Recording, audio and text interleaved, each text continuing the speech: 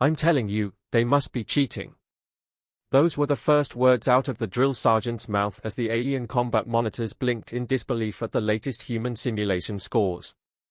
The training exercises had been designed to prepare soldiers from across the galaxy for the inevitable battles against the ruthless Tarlok invaders.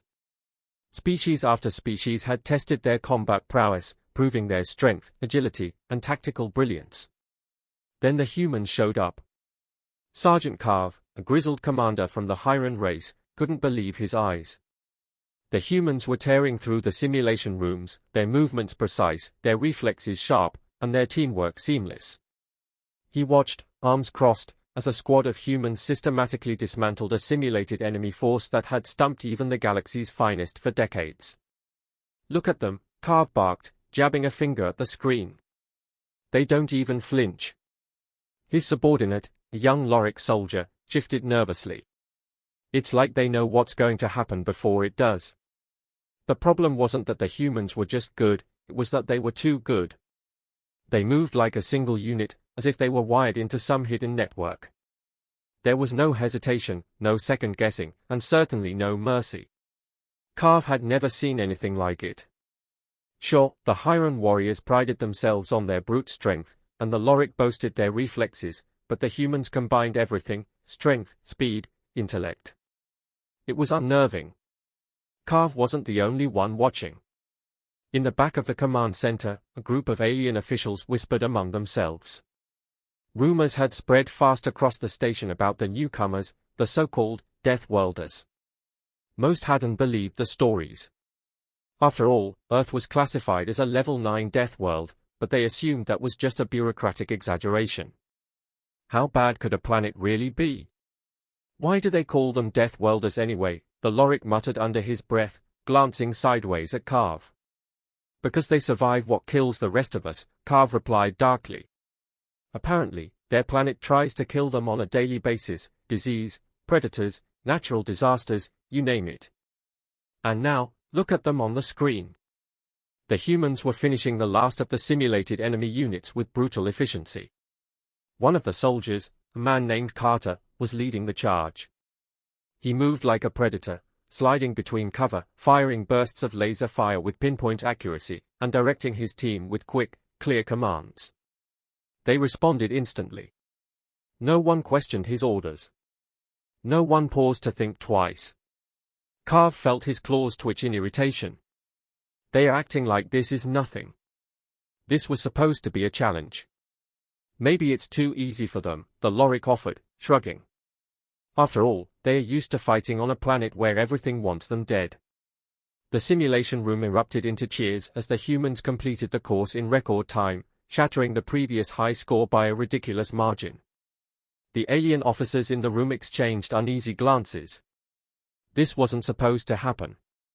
The humans were supposed to be rookies, new to the galactic scene. They were supposed to struggle to learn. But instead, they were dominating.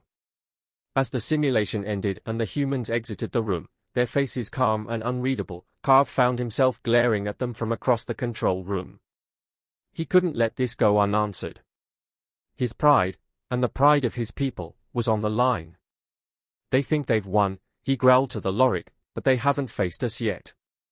Carve had seen plenty of battles in his time, and while he respected skill, he also believed in the superiority of his kind. The Hyran were renowned for their unmatched strength and resilience.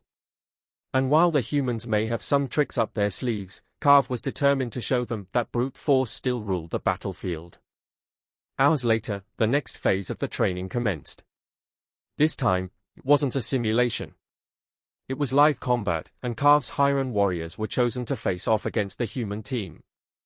Word of the upcoming match spread like wildfire through the station, and soon enough, a crowd of spectators gathered on the observation deck.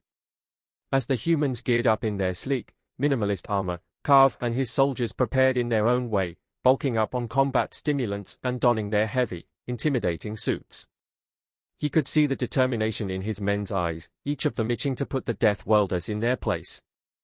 The arena was simple, an urban warfare environment set up with towering structures, debris, and obstacles for cover, the perfect setting for a bloody, brutal fight. Carve grinned. This was his element.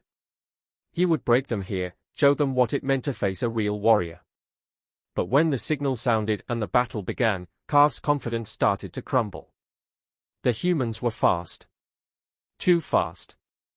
They were everywhere at once, moving through the ruins with terrifying precision. His Hiran warriors, lumbering in their massive suits, struggled to keep up. They fired shots, but the humans danced out of the way, slipping between cover and firing back with calculated precision. It wasn't long before Carv realized the truth: the Deathworlders weren't just surviving, they were thriving. Each human seemed to be reading the battlefield, predicting movements, outthinking every step his men took. Carv himself found it difficult to close the distance between them. Every time he tried to charge forward, Carter or one of the others would counter, forcing him back with a barrage of shots or a well-placed trap. And then it hit him. These humans weren't just lucky. They were trained to fight like this, to use every inch of the battlefield, to anticipate their enemies' moves with uncanny accuracy. They weren't cheating. They were just better. Far better. For the first time in years, Carv felt something strange settle into his chest: doubt.